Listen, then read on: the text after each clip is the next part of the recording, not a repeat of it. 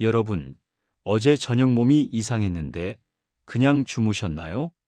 하룻밤 자면 나아지겠지, 이렇게 생각하셨나요? 지난주 토요일 새벽 3시였습니다. 서울 강동구에 사시는 72세 박모 할아버지가 119로 실려오셨어요. 119 대원이 도착했을 때 이미 의식이 흐릿하셨습니다. 응급실 도착 후 바로 심전도를 찍었는데 심근경색이었어요. 혈압은 8050으로 떨어져 있었고요.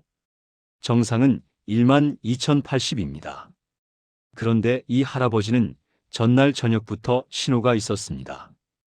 왼쪽 어깨가 아프셨대요. 식은땀도 났고요. 하지만 어제 김장하느라 무리했나 보다라고 생각하시고 그냥 주무셨던 겁니다. 만약 그때 병원에 오셨으면 심장이 이렇게까지 망가지지 않았을 거예요. 지금 제가 말씀드리는 신호 7가지, 이 중 하나라도 있으시면 당장 병원 가셔야 합니다. 특히 겨울철에는 이 신호들이 생명을 좌우합니다. 조금 더 지켜보자, 이렇게 생각하다가는 돌이킬 수 없게 됩니다. 저는 심장내과 전문의로 38년째 응급실에서 환자분들을 봐왔습니다. 겨울철이 되면 응급실이 발 디딜 틈이 없습니다. 여름에 비해 3배 이상 많은 환자가 실려오세요. 그중 상당수가 조금만 더 일찍 오셨으면 하는 분들입니다. 강동구에서 오신 그 박 할아버지는 결국 스텐트 3개를 심장에 넣으셨어요. 심장 근육의 30%가 이미 죽어 있었습니다. 평생 약을 드셔야 하고 운동도 마음대로 못 하세요. 전날 저녁 단 몇 시간만 빨리 오셨어도 이렇게까지 안 됐을 겁니다. 여러분이 흔히 오해하시는 게 있습니다. 응급실은 정말 큰일 났을 때만 가는 거야. 괜히 갔다가 쪽팔리면 어떡해? 아닙니다. 이게 가장 위험한 생각입니다. 응급실 의사들은 괜히 오셨다고 절대 뭐라 안 합니다. 오히려 잘 오셨습니다. 그래요. 진짜 큰일은 괜찮겠지 하고 집에 계시다가 돌아가시는 겁니다. 매년 겨울마다 그런 분들을 봅니다. 가족들이 어제 이상하다고 하셨는데 제가 병원 가자고 했어야 했는데 이러면서 통곡하세요. 너무 안타깝죠? 겨울은 왜 위험할까요? 추운 날씨가 혈관을 수축시킵니다. 혈관이 좁아지면 혈압이 올라가고 심장이 더 힘들게 일해야 합니다. 마치 좁은 호스로 물을 세게 뿜어내는 것처럼요. 펌프에 무리가 가는 겁니다. 또 겨울에는 땀을 덜 흘립니다. 그래서 수분 섭취도 줄어들죠. 혈액이 끈적끈적해집니다. 피가 걸쭉해지면 혈전이 생기기 쉬워요. 이 혈전이 심장이나 뇌혈관을 막으면 바로 심근경색, 뇌경색입니다. 지금부터 말씀드리는 신호 7가지 반드시 기억하세요. 메모하셔도 좋습니다. 냉장고에 붙여두시거나 핸드폰에 저장하세요. 언제 어디서든 확인할 수 있게요. 7번째 신호입니다. 갑자기 어지러우면서 한쪽 귀가 잘 안 들립니다. 울산 남구에 사시는 68세 김모 할머니 경우를 보겠습니다. 이분이 작년 12월 어느 날 아침에 일어나셨는데 오른쪽 귀가 먹먹하다고 느끼셨대요. 그리고 조금 어지럽고요. 감기 기운인가 보다 하고 그냥 지내셨어요. 점심때쯤 되니까 어지러움이 심해지셨습니다. 걷기가 힘들 정도였어요. 그제야 딸한테 전화하셔서 병원에 오셨는데 MRI를 찍어보니 손에 작은 경색이 있었습니다. 다행히 크기가 작아서 큰 후유증은 없으셨지만 지금도 가끔 어지러우시다고 해요. 갑작스러운 어지러움과 청력 이상은 뇌로 가는 혈류에 문제가 생겼다는 신호입니다. 특히 한쪽만 증상이 있으면 더 의심해야 해요. 뇌졸중의 전조 증상일 수 있거든요. 어지러움을 그냥 빈혈이겠지, 나이 들어서 그런가 보다 이렇게 생각하지 마세요. 특히 갑자기 생긴 어지러움은 위험합니다. 조금씩 어지러워지는 거랑 달라요. 아침에 일어났는데 갑자기 또는 걷다가 갑자기 세상이 빙글빙글 돈다면 바로 119 부르세요. 여섯 번째 신호입니다. 추운 곳에 나갔다 들어오면 가슴이 조이거나 답답합니다. 부산 해운대구에 사시는 75세 이모 할아버지 사례입니다. 이분은 매일 아침 산책을 하셨어요. 작년 1월 어느 추운 날 평소처럼 산책을 나가셨는데 가슴이 뻐근하다고 느끼셨대요. 숨도 좀 차고요. 날씨가 추워서 그런가 보다 하고 집에 돌아오셨어요. 그런데 그 다음 날도 똑같았습니다. 밖에 나가면 가슴이 조이고 들어오면 나아지고 일주일쯤 그러시다가 어느 날 산책 중에 쓰러지셨어요. 다행히 지나가던 분이 119를 불러줘서 살아나셨지만 심장 세 군데 혈관이 70% 이상 막혀 있었습니다. 추위에 노출되면 혈관이 갑자기 수축합니다. 원래 좁아진 혈관이 더 조여지는 거예요. 심장으로 가는 혈류가 줄어들면 협심증 증상이 나타납니다. 가슴이 조이거나 뻐근하거나 답답한 느낌이요. 이런 증상이 5분 이상 지속되면 절대 참지 마세요. 특히 추운 곳에 나갔을 때만 생기는 증상이라면 더더욱 의심해야 합니다. 심장이 여러분한테 이제 한계야, 도와줘 하고 신호를 보내는 겁니다. 부산의 이 할아버지는 지금 스텐트 시술을 받으시고 매일 약을 드세요. 그분이 후회하시더라고요. 첫날 증상 있을 때 바로 왔으면 수술까지 안 했을 텐데. 협심증은 초기에 발견하면 약만으로도 조절이 가능합니다. 하지만 늦으면 시술이나 수술이 필요해요. 다섯 번째 신호입니다. 갑자기 말이 어눌해지거나 한쪽 입꼬리가 삐뚤어집니다. 광주 광산구에 사시는 70세 정모 할머니 경우입니다. 이분이 손주들과 저녁을 드시다가 갑자기 말이 이상해지셨대요. 물 좀 하려는데 무 좀 이렇게 나오는 거예요. 본인도 이상한 걸 아시는데 말이 제대로 안 나온다고 하셨어요. 손주가 할머니 입이 이상해요 하더래요. 거울을 보니까 오른쪽 입꼬리가 처져 있었습니다. 팔도 오른쪽이 제대로 안 올라가고요. 사위분이 바로 119를 부르셨어요. 도착했을 때까지 40분. 그 40분이 그 할머니를 살렸습니다. 병원에서 바로 뇌 CT를 찍고 혈전용 해제를 투여했어요. 뇌혈관이 막힌 지 3시간 이내였기 때문에 약이 효과가 있었습니다. 지금은 거의 정상으로 회복하셨어요. 말도 잘하시고 팔, 다리도 잘 움직이세요. 뇌졸중의 골든타임은 3시간입니다. 이 시간 안에 치료받으면 후유증을 최소화할 수 있어요. 하지만 3시간이 지나면 뇌세포가 죽기 시작합니다. 한번 죽은 뇌세포는 절대 다시 살아나지 않아요. 뇌졸중 신호는 명확합니다. 말이 어눌해지거나 얼굴이 한쪽으로 돌아가거나 팔다리 한쪽에 힘이 없거나 이 중 하나라도 있으면 바로 119입니다. 1초도 망설이지 마세요. 좀 지켜보자, 누워있으면 나아지겠지 이러시면 안 됩니다. 뇌졸중은 시간이 생명입니다. 분 단위로 뇌가 죽어가요. 빨리 올수록 살 확률이 높고 후유증도 적습니다. 네 번째 신호입니다. 가만히 있는데도 식은땀이 나면서 속이 메스껍습니다. 대전 유성구에 사시는 73세 최모 할아버지 이야기입니다. 이분이 새벽에 화장실 가려고 일어나셨는데 갑자기 식은땀이 쭉 나시더래요. 속도 울렁거리고 토할 것 같았대요. 체한 건가 하고 소화제를 드시고 다시 누우셨어요. 1시간쯤 지났는데도 증상이 계속됐습니다. 식은땀은 더 심해지고 가슴도 약간 답답한 느낌이 들었어요. 부인이 이상하다고 느끼셔서 119를 부르셨죠. 도착해서 보니 심근경색이었습니다. 심장 아래쪽 혈관이 거의 다 막혀 있었어요. 많은 분들이 심근경색하면 가슴을 쥐어짜는 통증을 생각하세요. 맞습니다. 그런 경우가 많아요. 하지만 어르신들은 증상이 다르게 나타날 수 있어요. 가슴 통증보다 식은땀, 메스꺼움, 소화불량 같은 증상이 먼저 올 수 있습니다. 특히 당뇨 있으신 분들은 더 조심하셔야 해요.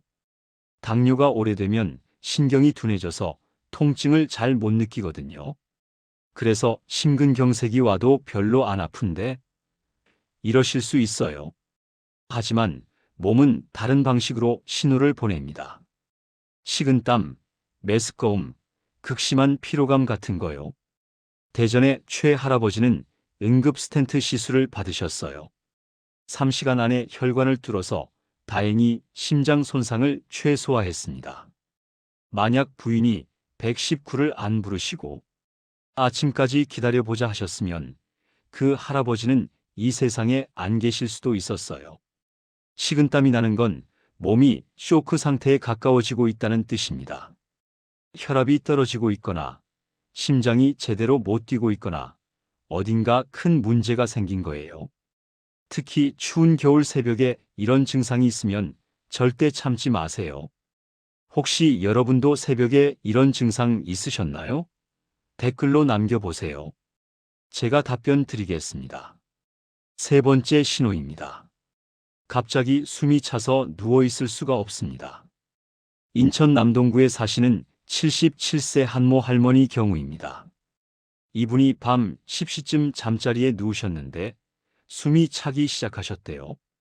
처음엔 베개 하나로 주무시다가 2개로 높여도 숨이 차서 결국 앉아서 주무시려고 하셨어요. 앉아 있어도 숨이 편하지 않았습니다. 가슴에서 쌕쌕 소리가 나고 기침도 나왔어요. 새벽 2시쯤 되니까 견딜 수가 없어서 아들한테 전화하셨죠. 응급실에 오셔서 검사했더니 심부전이었습니다. 폐에 물이 차 있었어요. 심장이 약해지면 피를 제대로 못 펌프질합니다. 그러면 폐에 피가 고이면서 물이 새어나와요. 폐포에 물이 차면 산소 교환이 안 됩니다. 그래서 숨이 차는 거예요. 특히 누우면 더 심해져요. 중력 때문에 물이 폐 전체로 퍼지거든요. 이런 증상을 기좌호흡이라고 합니다. 앉아야만 숨을 쉴 수 있는 상태요. 이건 심부전의 아주 중요한 신호입니다. 감기 걸려서 기침 나는 건가, 천식인가 이렇게 생각하지 마세요. 특히 밤에 누웠을 때만 숨이 차다면 심장 문제를 의심해야 합니다. 인천의 한 할머니는 이뇨제와 심장약을 처방받으셨어요. 며칠 만에 폐에 찬물이 빠지면서 숨쉬기가 편해지셨습니다. 하지만 평생 약을 드셔야 해요. 심장이 한번 약해지면 관리를 계속해야 하거든요. 베개를 2~3개 쌓아야 잠을 잘 수 있다면 그건 정상이 아닙니다. 누웠을 때 가슴이 답답하거나 기침이 나온다면, 밤에 자다가 숨이 차서 깬 적이 있다면 꼭 병원에 가보세요. 심장 초음파 검사를 받아보셔야 합니다. 두 번째 신호입니다. 갑자기 한쪽 다리가 붓고 아픕니다. 수원 영통구에 사시는 69세 박모 할머니 사례입니다. 이분이 TV 보시다가 일어나려는데 왼쪽 다리가 이상하셨대요. 퉁퉁 붓고 당기는 느낌이 있었어요. 오래 앉아 있어서 그런가 보다 하고 주무셨는데 다음날 아침에 더 심해져 있었습니다. 다리가 빨갛게 부어오르고 만지면 뜨겁고 걸을 때 종아리가 아팠어요. 병원에 오셔서 초음파를 찍었더니 심부정맥 혈전증이었습니다. 다리 정맥에 피떡이 생긴 거예요. 이 피떡이 떨어져 나가서 폐로 가면 폐색전증이 됩니다. 그럼 갑자기 숨이 막히고 사망할 수 있어요. 겨울에는 활동량이 줄어듭니다. 추우니까 집에만 계시고 TV 보시거나 누워 계시는 시간이 많죠. 오래 움직이지 않으면 다리 정맥에 피가 고입니다. 고인 피는 엉겨서 피떡을 만들어요. 특히 한쪽 다리만 붓는다면 더 의심해야 합니다. 양쪽 다리가 부으면 심장이나 콩팥 문제일 수 있지만 한쪽만 부으면 그쪽 정맥이 막혔을 가능성이 높아요. 색깔도 확인하세요. 빨갛거나 보라색이면 염증이나 혈전이 있다는 뜻입니다. 수원의 박 할머니는 입원해서 항응고제 치료를 받으셨어요. 피를 묽게 만드는 약이요. 일주일쯤 치료받으시니까 붓기가 빠지고 통증도 사라졌습니다. 지금은 항응고제를 계속 드시면서 관리하고 계세요. 이제 가장 위험한 첫 번째 신호입니다. 제가 환자분들한테 제일 강조하는 거예요. 새벽에 가슴을 쥐어짜는 통증이 5분 이상 계속됩니다. 서울 송파구에 사시는 71세 김모 할아버지 이야기입니다. 이분이 새벽 4시쯤 가슴 통증 때문에 깨셨대요. 왼쪽 가슴이 바위로 짓눌리는 것처럼 아팠다고 하셨어요. 왼쪽 팔도 저리고요. 하지만 소화가 안 돼서 그런가 하고 1시간을 참으셨습니다. 통증이 조금도 나아지지 않아서 결국 부인을 깨우셨어요. 부인이 바로 119를 부르셨죠. 응급실 도착했을 때 이미 심근경색으로 심장 근육이 손상되고 있었습니다. 응급심혈관 조영술을 했고 막힌 혈관을 찾아서 스텐트를 넣었어요. 심근경색의 통증은 독특합니다. 칼로 찌르는 것처럼 날카롭지 않아요. 무거운 돌로 누르거나 쥐어짜거나 조이는 느낌입니다. 가슴 한가운데나 왼쪽에서 시작해서 왼쪽 팔, 턱 등으로 퍼질 수 있어요. 5분 이상 지속되는 게 핵심입니다. 소화불량이나 근육통은 자세를 바꾸거나 트림을 하면 좀 나아져요. 하지만 심근경색 통증은 자세를 바꿔도 약을 먹어도 나아지지 않습니다. 식은땀이 나고 숨도 차고 죽을 것 같은 불안감이 듭니다. 특히 새벽 시간대가 위험합니다. 새벽 4시에서 6시 사이에 심근경색이 가장 많이 발생해요. 자는 동안 혈압이 올라가고 혈액이 끈적해지고 스트레스 호르몬이 분비되기 때문입니다. 송파구의 김 할아버지는 그날 이후 생활을 완전히 바꾸셨어요. 담배를 끊으시고 매일 걷기 운동을 하시고 약을 빠짐없이 드세요. 그분이 제게 하신 말씀이 있습니다. 선생님, 1시간을 참지 말고 바로 119를 불렀어야 했어요. 그랬으면 심장이 이렇게까지 안 망가졌을 텐데. 가슴 통증이 5분 이상 간다면 절대 참지 마세요. 119 부르기 민망한데, 구급차 비용이 부담되는데 이렇게 생각하지 마세요. 생명이 먼저입니다. 119는 무료고요. 구급대원들은 여러분을 살리기 위해 존재합니다. 지금까지 겨울철 응급실로 가는 신호 7가지를 말씀드렸습니다. 어지러움과 청력 이상, 추위에 노출 후 가슴 답답함, 말이 어눌해지거나 입꼬리가 돌아감, 식은땀과 메스꺼움, 누우면 숨이 참, 한쪽 다리 부음과 통증, 그리고 5분 이상 지속되는 가슴 통증. 이 신호들을 절대 가볍게 보지 마세요. 하룻밤 자고 나면 나아지겠지. 병원 가기 귀찮은데, 자식들 폐에 끼치기 싫은데, 이런 생각하지 마세요. 여러분의 생명이 가장 중요합니다. 제가 38년간 응급실에서 일하면서 가장 안타까웠던 경우가 뭔지 아세요? 신호가 있었는데 참다가 돌아가신 분들이에요. 어제 저녁부터 이상하다고 하셨는데, 새벽에 아프다고 하셨는데 아침까지 기다렸어요. 이런 이야기를 들을 때마다 가슴이 아픕니다. 응급실은 24시간 열려 있습니다. 새벽이든 명절이든 주말이든 상관없어요. 이상하다 싶으면 바로 오세요. 빨리 올수록 살 확률이 높고 후유증도 적습니다. 늦으면 살아도 장애가 남거나 평생 고생하실 수 있어요. 겨울철에는 특히 더 조심하셔야 할 것들이 있습니다. 아침에 일어나자마자 밖에 나가지 마세요. 일어나서 10분, 15분 정도 집 안에서 몸을 움직이고 난 다음에 나가세요. 자는 동안 떨어졌던 혈압이 갑자기 올라가면서 혈관이 터지거나 막힐 수 있어요. 외출하실 때는 따뜻하게 입으세요. 특히 목을 따뜻하게 하셔야 해요. 목에는 경동맥이 지나갑니다. 뇌로 가는 혈관이죠. 목이 차가워지면 이 혈관이 수축해서 뇌졸중 위험이 높아집니다. 목도리 꼭 하시고 모자도 쓰세요. 물을 자주 드셔야 합니다. 화장실 가기 귀찮아서 물을 안 드시면 안 돼요. 겨울에도 하루에 6잔, 7잔은 드셔야 합니다. 아침에 일어나자마자 물 한 잔, 자기 전에 물 한 잔 꼭 드세요. 혈액을 묽게 유지하는 게 중요합니다. 약도 빠짐없이 드셔야 해요. 혈압약, 당뇨약, 콜레스테롤약, 항혈소판제, 이런 약들은 절대 거르시면 안 됩니다. 오늘 하루쯤은 괜찮겠지 하고 안 드시는 순간 혈전이 생길 수 있어요. 약은 생명줄입니다. 제 환자 중에 이런 분이 계셨어요. 80대 초반 할머니셨는데 이 신호들을 잘 알고 계셔서 목숨을 구하셨어요. 어느 날 새벽에 가슴 통증이 오셨는데 바로 119를 부르셨거든요. 30분 만에 병원 도착해서 스텐트 시술 받으시고 후유증 하나 없이 회복하셨어요. 그분이 제게 하신 말씀이 있습니다.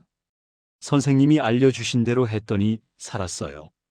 5분 이상 아프면 바로 119 부르라고 하셨잖아요. 그래서 3분 만에 불렀어요. 덕분에 손주 결혼식도 보고 증손주도 봤어요. 이제 90까지는 살 것 같아요. 여러분도 할 수 있습니다. 오늘 제가 말씀드린 신호 7가지 반드시 기억하세요. 메모지에 적어서 냉장고에 붙여두세요. 핸드폰 메모장에 저장하세요. 언제든 확인할 수 있게요. 이 신호들은 여러분의 몸이 보내는 마지막 경고입니다. 지금 도와주지 않으면 큰일 난다는 신호예요. 무시하지 마세요. 몸의 신호를 존중하세요. 여러분의 몸은 여러분을 속이지 않습니다. 손주들이랑 더 놀고 싶으시죠? 자식들 결혼식도 보고 싶으시죠? 친구분들이랑 여행도 가고 싶으시죠? 그럼 지금부터 몸의 신호에 귀 기울이세요. 이상하면 바로 병원 가세요. 참는 게 미덕이 아닙니다. 빨리 가는 게 용기입니다. 오늘 선택이 10년을 바꿉니다. 아니, 평생을 바꿉니다. 신호 무시하고 참다가 쓰러지면 평생 후회하세요. 하지만 신호 알아채고 바로 병원 가시면 건강하게 오래 사실 수 있어요. 겨울은 이제 시작입니다. 1월, 2월이 더 춥습니다. 앞으로 2달, 3달을 조심하셔야 해요. 매일 아침 일어나시면 오늘 제가 말씀드린 신호들을 한 번씩 떠올리세요. 오늘도 이상한 거 없나? 하고 스스로 체크하세요. 주변 어르신들도 챙겨주세요. 매일 전화 한 통씩 하세요. 어머니, 오늘 괜찮으세요? 어지럽거나 가슴 답답한 거 없으세요? 이렇게 물어보세요. 혼자 사시는 어르신들은 증상이 있어도 말씀 안 하시는 경우가 많아요. 자식들 폐에 끼칠까 봐요. 여러분이 먼저 물어봐 주셔야 합니다. 이 영상을 꼭 공유해 주세요. 여러분의 부모님, 형제분들, 친구분들, 이웃 어르신들한테요. 카카오톡으로 보내주시고 전화로 알려주세요. 이 정보는 정말 생명과 직결됩니다. 한 분이라도 더 알면 한 분이라도 더 살 수 있어요. 영상 아래 구독 버튼 누르시고 알림 설정까지 꼭 해두세요. 제가 앞으로도 여러분의 건강을 지키는데 꼭 필요한 정보를 계속 알려드리겠습니다. 겨울철 낙상 예방법, 감기와 독감 구별법, 혈압 관리하는 법, 이런 것들도 준비하고 있습니다. 댓글로도 질문 남겨주세요. 이런 증상이 있는데 병원 가야 할까요? 어떤 병원으로 가야 하나요? 119 말고 직접 가도 되나요? 이런 거요. 제가 하나하나 답변 드리겠습니다. 여러분의 질문이 다른 분들한테도 큰 도움이 됩니다. 좋아요 버튼도 꼭 눌러주세요. 좋아요가 많을수록 이 영상이 더 많은 분들한테 전달됩니다. 여러분의 좋아요 하나가 누군가의 생명을 살릴 수 있어요. 마지막으로 한 번 더 강조합니다. 이 신호들이 있으면 절대 참지 마세요. 조금만 더 지켜보자, 아침까지 기다려보자, 병원 가기 귀찮은데 이런 생각하지 마세요. 바로 119 부르세요. 빨리 갈수록 살 확률이 높고 후유증도 적습니다. 여러분은 소중합니다. 가족에게, 친구에게, 이 세상의 소중한 분들이에요. 여러분이 건강해야 주변 사람들도 행복합니다. 제발 몸을 아끼세요. 신호를 무시하지 마세요. 여러분의 건강한 노후를 진심으로 응원합니다. 손주들이랑 오래오래 놀 수 있기를, 자식들한테 짐이 아니라 기쁨이 되실 수 있기를, 친구분들이랑 즐겁게 여행 다니실 수 있기를 바랍니다. 그러려면 지금부터 몸의 신호에 귀 기울이세요. 오늘 영상 여기까지입니다. 끝까지 봐주셔서 고맙습니다. 이 영상이 여러분한테, 그리고 여러분의 소중한 분들한테 도움이 되기를 바랍니다. 다음 영상에서 또 뵙겠습니다. 건강하세요. 따뜻하게 지내세요. 고맙습니다.